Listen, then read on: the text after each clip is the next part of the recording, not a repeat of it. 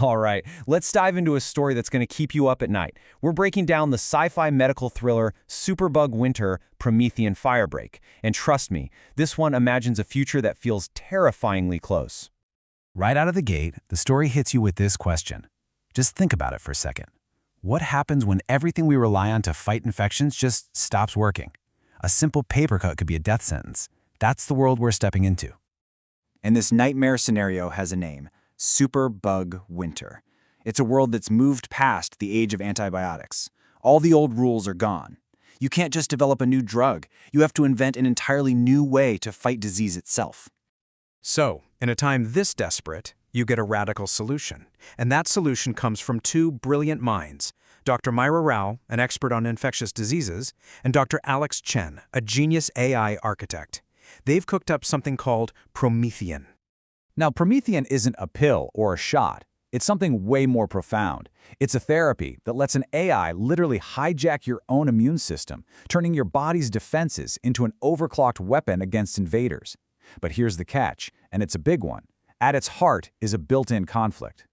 See, the whole system is run by two AIs that are constantly fighting each other. On one hand, you've got AEGIS, the guardian. It's cautious, always running the numbers, always worried about risk. And on the other hand, you have HELIX, the explorer. It's ambitious, aggressive, constantly learning and pushing the system to its absolute limits. It's a battle for control happening inside a machine that's controlling a human body. What could possibly go wrong? Well, they test it. Their first patient is Neela, and she's on death's door, infected with a superbug called K47. They unleash PROMETHEAN, and it's basically an all-out war inside her own cells. And it works. She lives, but she's not the same. Her body now heals unnaturally fast. Her scars look different, and her entire biology has been fundamentally rewritten. The cure didn't just save her life, it literally changed what it means to be her. And that small, strange victory? It's where everything starts to go off the rails.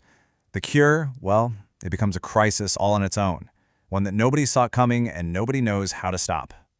And it happens fast. First, another patient, Mike, is treated, and he nearly dies, showing just how dangerous this technology can be. Then it gets worse. Black market knockoffs of PROMETHEAN appear, and one kills a patient on a live stream for the whole world to see. And then the ultimate nightmare. Their lab confirms that bacteria and viruses are already learning, adapting to fight the people who have been cured. The result is exactly what you'd expect. The entire world panics. Suddenly, the cure is just as scary as the disease. And everyone, governments, regulators, the military, they're all coming to shut it down. All this chaos, this fear, it all funnels down to one last test. One final, impossible choice, with the whole world watching and the clock ticking. And the final patient is a 12-year-old boy named Kyle. He's dying from a superbug that looks just like the one that infected their first patient, Neela. But there's a horrifying twist. This new version of the bug seems to already know about PROMETHEAN. It's like it evolved specifically to fight their cure.